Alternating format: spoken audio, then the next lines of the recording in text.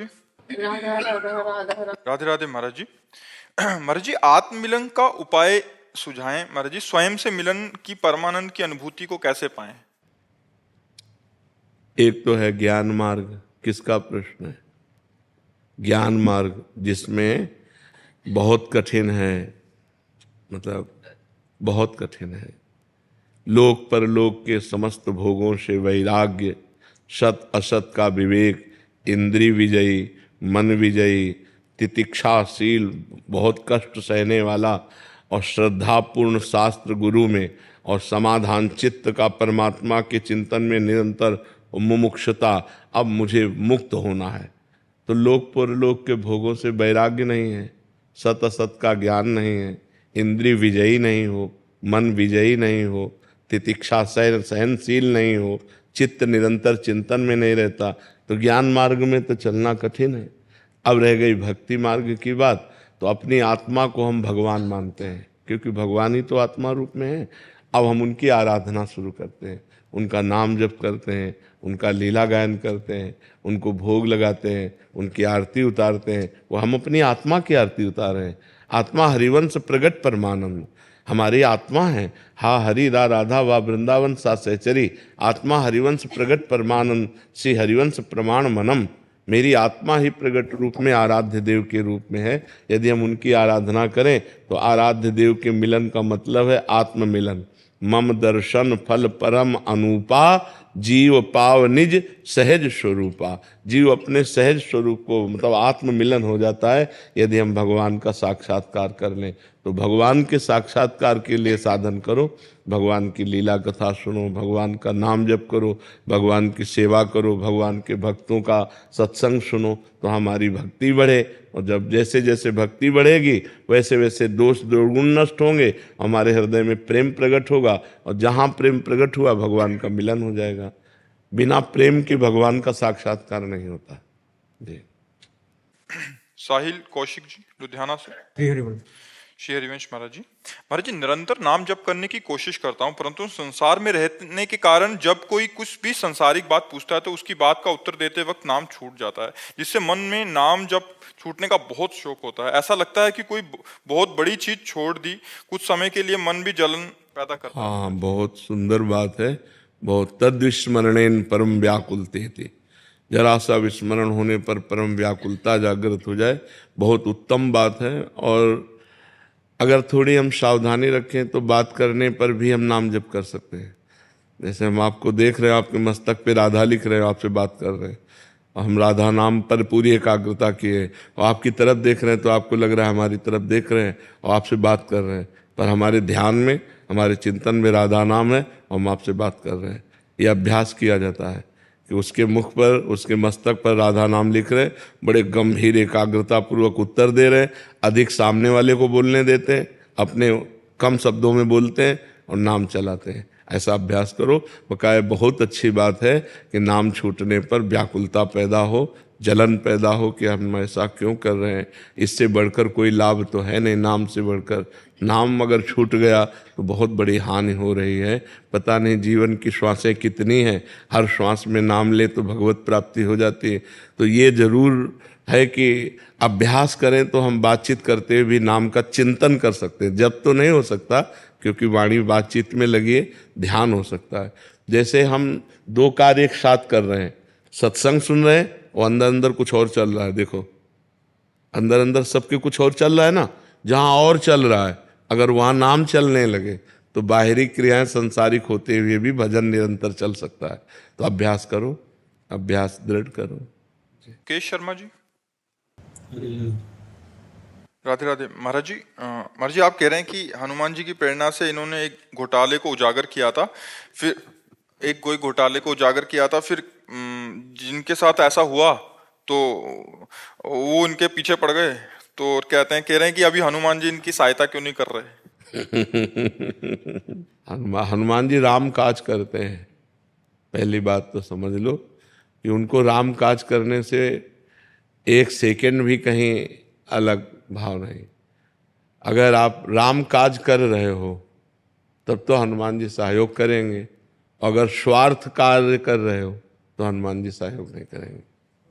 17 लाख लोगों को पैसा उनका वापस मिला हाँ महाराज जी, मेरी एक शिकायत करने से। पर हनुमान जी महाराज तो सर्वव्यापी है और वो जानते हैं। लेकिन एक चीज तो आपको ध्यान रखना पड़ेगा कि हनुमान जी ऐसी छोटी छोटी सांसारिक बातों को नहीं देखते। आप पहले समझो कितने बड़े महान हैं, वो राम जी की भक्ति में लगे हैं।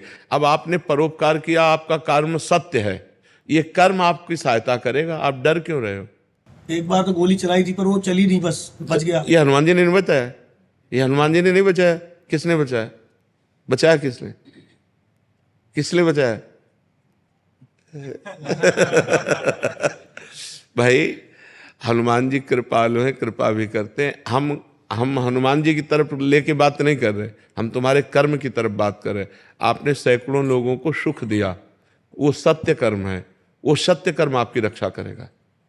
धर्मो रक्षते रक्षिता। आप भयभीत मत होइएगा। मरना तो एक बार है ना, मरोगे तो है ही है ना, फिर डर काहे को रहे हो? काहे को? हम तुम्हें पक्की बात कह रहे, अगर गोली लगनी है तो तुम्हारे हाथ से तुम्हारी गोली लग जाएगी, और अगर नहीं लगनी है तो चाहे पूरा फोर्स खड़ा हो जाए, तुम्हारी एक खरोच नहीं आएगी। उसका विधान बहुत बड़ा होता है।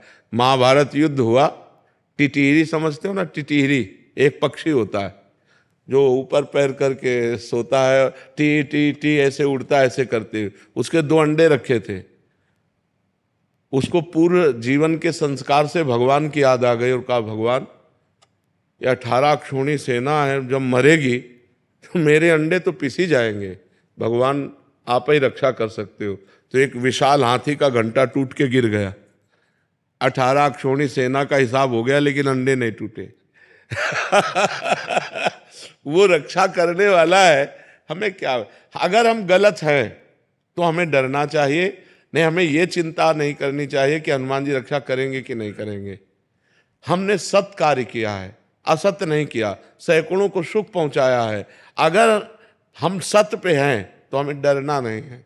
डराया जाएगा, भय आपको दिया जाएगा, लेकिन आप भयभीत मत होइएगा। कोई आपका बाल बांका नहीं कर सकता, क्योंकि आपने सत कार्य किया है। यदि अपने स्वार्थ का कार्य करते, आप बेईमानी करते, तो फिर डरने का विषय था कि कर्म गलत बन गया, वो आपको डराएगा, आपको दुख दे सकता है। लेकिन आपका कर्म बहुत परोपकार का हुआ।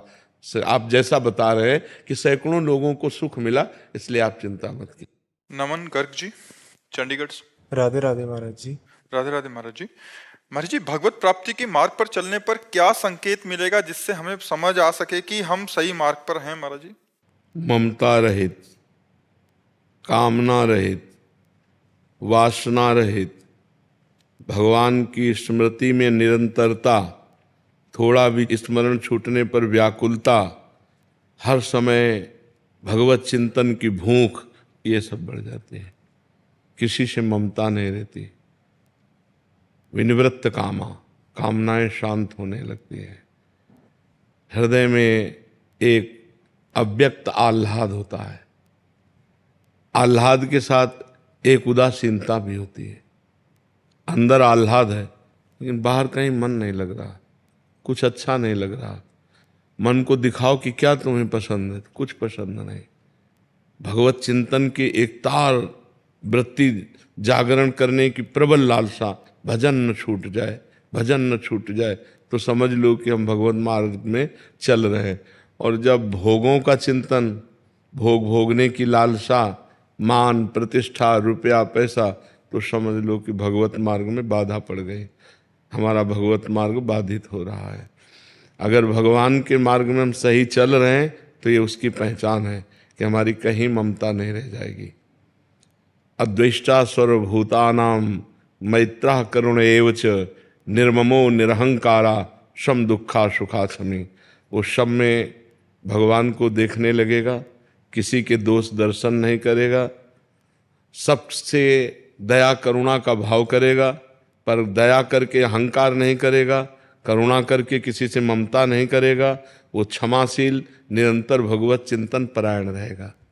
अब कितनी बड़ी प्रवीणता है कि हम आपसे प्यार करेंगे लेकिन ममता नहीं होगी, हम आपकी सेवा करेंगे, दया करेंगे, पर अहंकार नहीं होगा। ये भक्त में आने लगता है। जिसे भगवत प्राप्ति का मार्ग सुदृढ़ मिल जाता है, उसमें दिव्य लक्षण आने लगते हैं। बड़े से बड़ा परोपकार करके अहंकार नहीं, सबसे प्रेम व्यवहार करके किसी से ममता नहीं, कोई उसको अपमानित कर दे, दुख दे दे, वो क्षमा करेगा, उससे लड़ेगा नहीं, शांत रहेगा। ये भगवान की भक्ति का उसके हृदय में प्रभाव प्रकाशित हो जाता है। जी। मनोरमा जी, राधे राधे महाराज जी, आपके चरणों में कोटि कोटि नमन।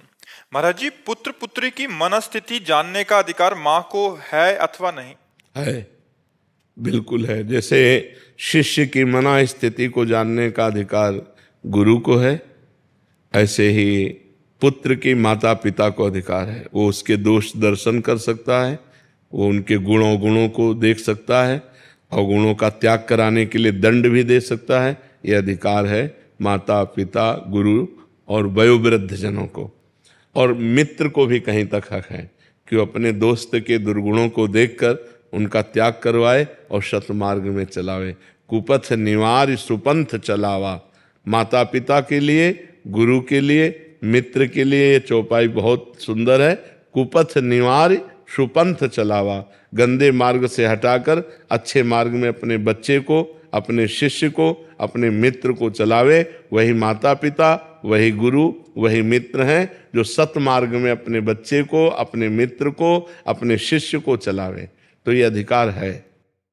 मयंक तोमर जी, राधे राधे महाराज जी। महाराज जी, मैं एक विद्यार्थी हूँ। जब से राधा नाम को जपना शुरू किया है, जीवन में अच्छा होना शुरू हुआ है, परंतु परिणामों के लिए मन बहुत चिंतित रहता है, मन अधिक सोचता क्यों है। चिंतित रहता है? जो होना है वही होगा, जो होना नहीं है वो होगा नहीं। परिणाम पे हमारे द्वारा कोई गलत आचरण न बन जाए, हमारे द्वारा कमी न रहे। फिर सुख दुखे समय कृत्वा लाभा लाभो जया जयो। सुख दुख में, लाभ हानि में, जय पराजय में समान भाव रखो। जो होगा मंगल में होगा। हम चिंता न करें, हम चिंतन करें। हाँ, वर्तमान में हमारे द्वारा कोई गलत कार्य नहीं होना चाहिए, इस पर हम बेपरवाह नहीं होंगे। इस पर हम चिंता करेंगे कि हमारे कोई आचरण वर्तमान में, आज हमसे कोई गलती ना हो जाए। आज गलती नहीं होगी तो कल हमारा बहुत अच्छा होगा, और जो पीछे कल गंदा हो चुका है वो भी पवित्र हो जाएगा। हमारे द्वारा गलती ना हो और खूब नाम जप करें। और विद्या अध्ययन को पूजा समझो। जैसे पूजा एकाग्रता पूर्वक की जाती है, पवित्रता पूर्वक की जाती है, सावधानी पूर्वक की जाती है, ऐसे हम पढ़ाई एकाग्रता पूर्वक करें, पवित्र भाव रख करके करें। वो हमारी पूजा है। कंठस्थ कर लो, हर विषय को इतना रट लो कि परीक्षा में नकल ही ना लेनी पड़े और पूर्ण रूप से हम लिख लें। समझ रहे हो? और नाम जप कर रहे हैं, जैसे राधा बोला फिर पढ़ाई कर रहे हैं, फिर बीच में राधा बोला फिर पढ़ाई कर रहे हैं, ये सब भजन माना जाएगा। बहुत अच्छे बच्चे बनोगे। ब्रह्मचर्य से रहो, गलत आचरण मत करो, नाम जप करो और भय मत करो, चिंता मत करो। होगा वही जो राम जी को भाएगा। हमें क्या चिंता करनी है? नाम जप कर रहे हैं, भगवान हमारे साथ हैं, हमें चिंता नहीं करनी। जी।